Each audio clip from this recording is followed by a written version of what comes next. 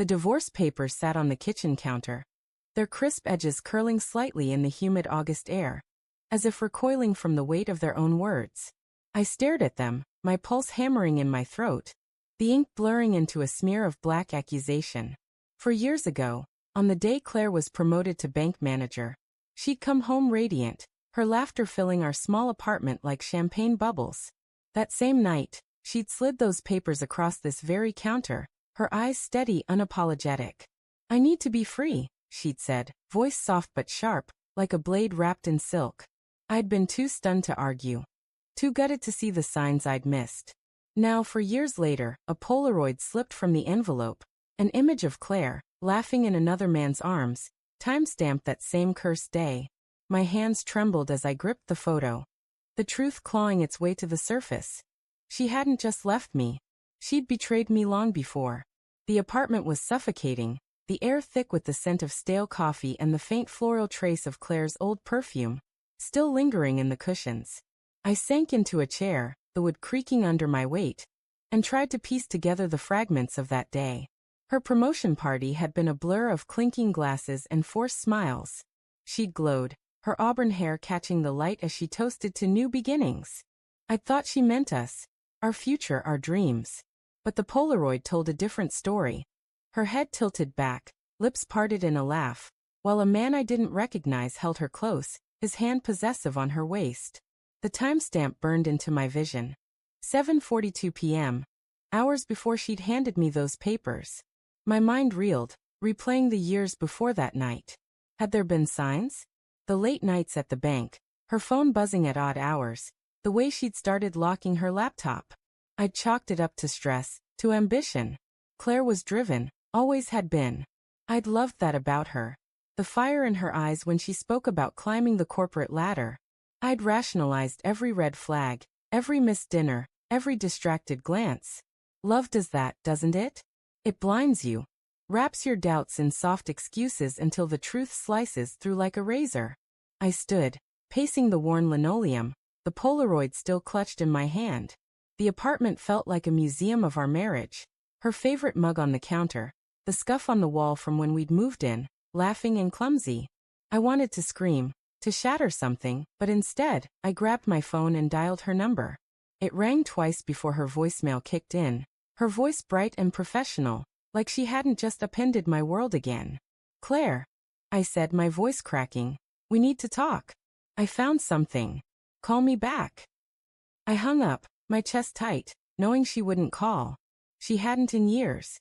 The next morning, I drove to the bank. The building loomed, all glass and steel, a monument to her success.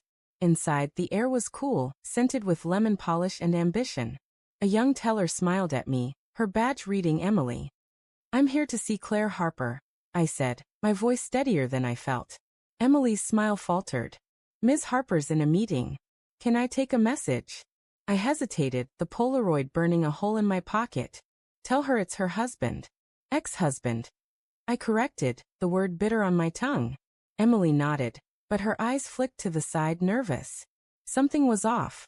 I waited in the lobby, the leather chair squeaking under me. The clock ticked, each second stretching into eternity. I watched the employees, their practiced smiles and clipped conversations. A man in a sharp suit emerged from a glass-walled office, his stride confident, his face familiar. My stomach dropped. It was him, the man from the Polaroid. Older now, gray at the temples, but unmistakable. He glanced my way, his eyes narrowing briefly before he turned to a colleague, laughing. My fists clenched, nails biting into my palms. Claire appeared moments later, her heels clicking on the marble floor. She looked impeccable, her navy blazer tailored to her frame, her expression unreadable. "Mark," she said, her voice cool. "What are you doing here?" I stood, my height towering over her, though I felt small, exposed. "We need to talk," I said, pulling the Polaroid from my pocket. Her eyes widened, just for a second, before her mask slipped back into place. "Not here," she hissed, glancing around. She led me to a small conference room, the door clicking shut behind us. "Who is he?" I demanded, holding up the photo. Her lips pressed into a thin line, but she didn't flinch. "You're digging up the past, Mark." "Why?" Her deflection stoked my anger. Don't play games, Claire. This was taken the day you filed for divorce. The day you said you needed to be free. Were you with him the whole time? My voice broke, and I hated myself for it. She sighed, crossing her arms. You don't understand. It wasn't about him. It was about me. I needed out. Out of what? Our marriage? Our life? I stepped closer, the photo trembling in my hand. You owed me the truth. Her eyes softened just for a moment, and I saw something flicker. Guilt, maybe, or regret. I didn't want to hurt you, she said quietly. You were good, Mark. Too good. I felt trapped, like I was suffocating in your kindness.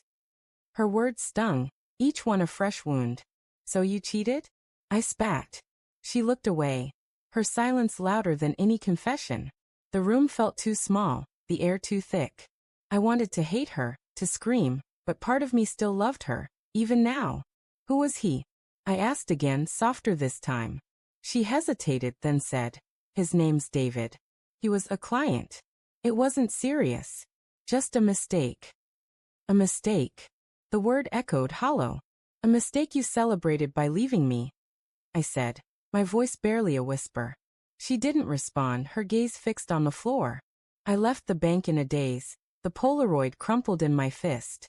That night, I sat in the dark, replaying our marriage, searching for the moment it fractured. I'd been blind, but so had she, blind to the life we could have had.